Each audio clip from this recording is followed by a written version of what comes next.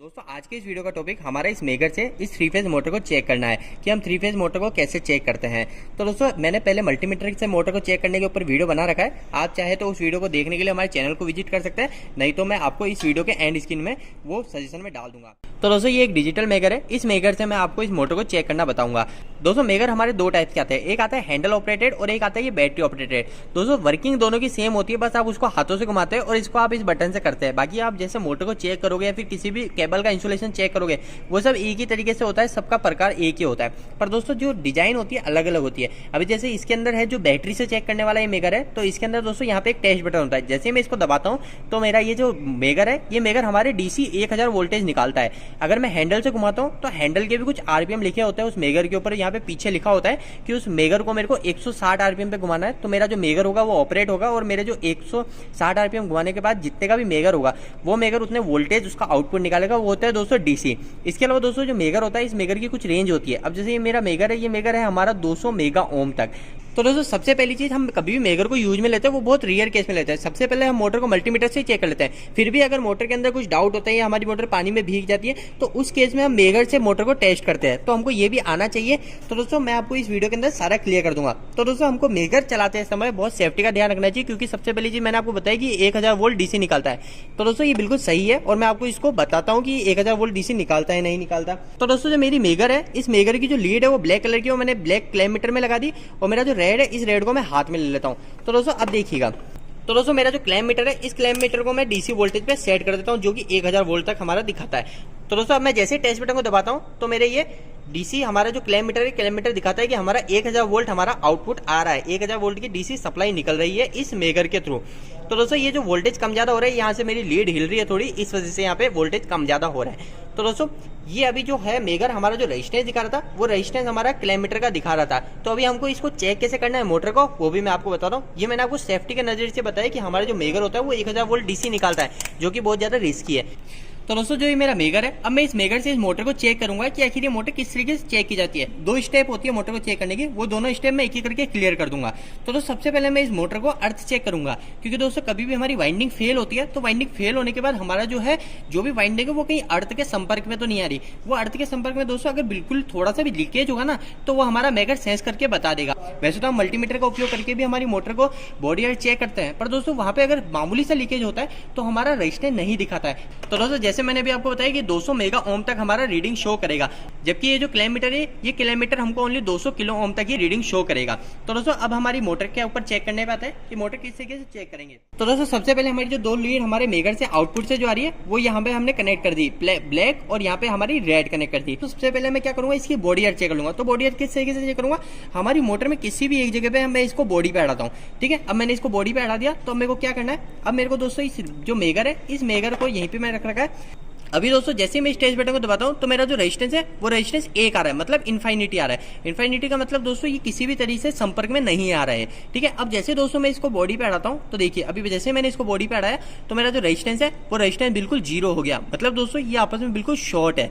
ठीक है, तो दोस्तों इससे हमको ये पता चल रहा है कि अगर जीरो आ रहा है तो हमारा जो हमारा जो करंट फ्लो होगा वो करंट अगर वहां पे अड़ेगा तो ये यहाँ पे इजिली फ्लो हो जाएगा, किसी भी तरीका कोई इसमें करंट को रोकने की कोई भी रेजिस्टेंस नहीं आ रहा है। ठीक है, अब दोस्तों हम मोटर की वाइंडिंग को चेक करेंगे एक करके कि हमारी जो मोटर की वाइंडिंग है वो मोटर की वाइंडिंग कहीं बॉडी के तौर से नहीं हो रही है। तो दोस्तों हम क्या करेंगे, एक लीड को हमारी मोटर की बॉडी पे अड़ा देंगे और दूसरी लीड को हम एक एक करके 6 की 6 वायर पे अड़ा के देखेंगे और फिर हम टेस्ट बटन दबाएंगे। तो दोस्तों सबसे पहले यहाँ पे अड़ाया और मैंने ये टेस्ट बटन दबाया। तो दोस्तों जो बैटरी ऑपरेट मेगर है इसका यही फायदा है कि मेरे को इजीली बस टेस्ट बटन दबा के मैं वर्क कर सकता हूँ। जबकि मैं अगर मेरा हैंडल वाला मेगर होगा जो हैंड ऑपरेटेड रहता है उसके अंदर दोस्तों मेरे को बार बार हैंडल से ऑपरेट करना पड़ता है। तो दोस्तों अभी देखिए मैं सबसे पहले इस पे अड़ाता हूँ फर्स्ट पॉइंट पे। ये फर्स्ट पॉइंट है हमारी किसी भी हमारी एक वाइंडिंग का पहला सिरा है, तो मैं इस पे अड़ाता हूँ और मेरा बटन दबाता हूँ। तो दोस्तों अभी देखिए मेरा जो रेजिस्टेंस दिखा रहा है वो रेजिस्टेंस दिखा रहा है 30 मेगा ओम, जो कि दोस्तों बहुत सही है और बहुत ज्यादा है। इसमें हमारा करंट फ्लो नहीं हो सकता है। ये जो रेजिस्टेंस है ये रेजिस्टेंस हमारी जो मोटर की जो वाइंडिंग होती है ना उस मोटर की वाइंडिंग का हमारा रेजिस्टेंस ओम में आता है, पर दोस्तों ये ओम के बाद में किलो ओम और किलो ओम के बाद में मेगा ओम आ रहा है। तो दोस्तों ये जो मेगा ओम की रीडिंग है ये मेगा ओम की रीडिंग हमारे करंट फ्लो नहीं होने देती है। अब दोस्तों मैं इसी तरह दूसरे पे अड़ाता हूँ और दूसरे पे अड़ा के देखता हूँ तो ये भी आ रहा है दोस्तों 32 मेगा ओम, मतलब हमारे कहीं पे भी जो वाइंडिंग है वो वाइंडिंग लीकेज होकर बॉडी पे नहीं अड़ रही है। इसके अलावा दोस्तों मैं तीसरे पे अड़ाता हूँ और तीसरे पे अड़ाने के बाद भी देखता हूँ तो मेरी जो रीडिंग है वो उतनी की उतनी ही आ रही है और इतनी हाई लेवल की आ रही है। और दोस्तों बाद में देखिए 34 मेगा ओम, ये भी अच्छी है। और दोस्तों ये बाद में देखते हैं 33 मेगा ओम, और इसमें चेक करते हैं तो ये आ रहा है दोस्तों हमारा 33 मेगा ओम। मतलब दोस्तों हमारी जो 3 वाइंडिंग है उस 3 वाइंडिंग के 6 सिरे, 6 के 6 सिरे किसी भी तरीके से हमारी बॉडी के अर्थ नहीं है। तो दोस्तों एक बार मैं आपको इस कॉपी में कुछ बताने की कोशिश करता हूँ। जैसे मैंने भी आपको बताया कि हमारी जो है 3 वाइंडिंग इसके अंदर है, 3 वाइंडिंग है। तो इस 3 वाइंडिंग के अंदर भी मैंने क्या चेक करा, हमारी 3 वाइंडिंग इस मोटर के अंदर कनेक्ट होती कुछ इस तरीके से, ठीक है। तो मैंने अभी क्या चेक करा था कि हमारी जो वाइंडिंग है ये वाइंडिंग कहीं इस मोटर की बॉडी के तो अर्थ नहीं हो रही है। तो मैंने क्या करा था, हमारा जो मेगर है, इस मेगर का एक सिरा मैंने यहाँ पे अड़ाया था और दूसरा सिरा मैंने इन सब पे अड़ा के चेक किया था। तो मेरा जो रेजिस्टेंस आ रहा था वो रेजिस्टेंस आ रहा था मेगा ओम के अंदर। तो मेगा ओम के अंदर आने के कारण मतलब मेरी जो वाइंडिंग है ये वाइंडिंग बॉडी के अर्थ नहीं। दूसरी स्टेप पे जाऊंगा, वो दूसरी स्टेप में मैं ये चेक करूंगा कि हमारा जो ये वाइंडिंग है, ये वाइंडिंग इस वाइंडिंग के साथ तो टच नहीं है। देखो ये वाइंडिंग और इस वाइंडिंग में तो कंटिन्यूटी आएगी, इसलिए आएगी क्योंकि ये वाइंडिंग दोनों एक ही है, ये एक ही सिरा है। तो इसके अंदर और इसके अंदर हमारी कंटिन्यूटी आएगी, पर इस वाइंडिंग से इस वाइंडिंग के अंदर हमारी कंटिन्यूटी नहीं आनी चाहिए, हमारा रेजिस्टेंस हाई आना चाहिए। और फिर बाद में इस वाइंडिंग के इस वायर से इस वाइंडिंग के इस वायर में भी रेजिस्टेंस हाई आना चाहिए। हमारे मतलब इधर के जो हमारे जो कनेक्शन प्लेट है, ये कनेक्शन प्लेट के अंदर यहाँ पे हमारे 6 पॉइंट होते हैं, ठीक है। ये 6 पॉइंट है।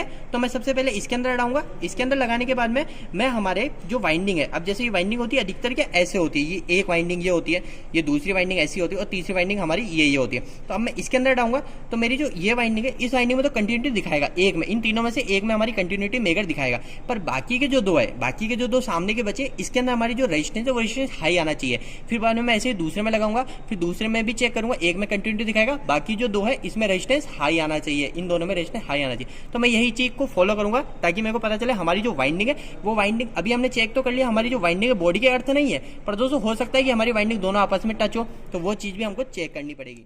अब दोस्तों हम एक एक करके वाइंडिंग को चेक कर लेंगे। तो मैंने अभी आपको जैसे बताया था, जैसे मैंने इसको एक सिरे पे लगाया, ठीक है। अब मैं दोस्तों क्या करूंगा, इन आगे के जो 3 है, इस आगे के 3 और वैसे इधर के भी, यानी जो 6 पॉइंट है, इस 6 पॉइंट के अंदर मैं इसको चेक करूंगा कि हमारा जो रेजिस्टेंस है हाई आ रहा है नहीं आ रहा। तो दोस्तों मैं सबसे पहले फर्स्ट पे लगाता हूँ और मैं टेस्ट बटन दबाता हूँ। तो दोस्तों मेरा जो रेजिस्टेंस आ रहा है वो रेजिस्टेंस आ रहा है 4.5 मेगा ओम।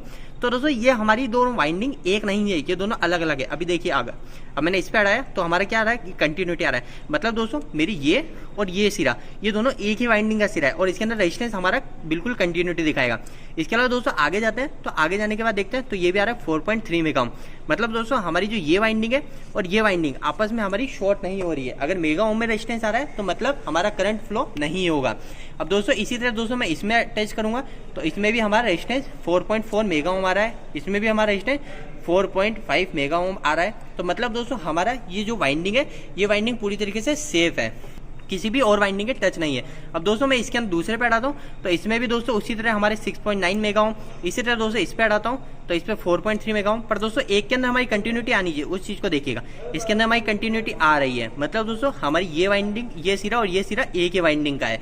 अब दोस्तों मैं थर्ड को चेक कर लूंगा, तो थर्ड पे इसको लगाता हूँ लीड को, और दूसरा पॉइंट हम एक एक करके तीनों पे लगाएंगे।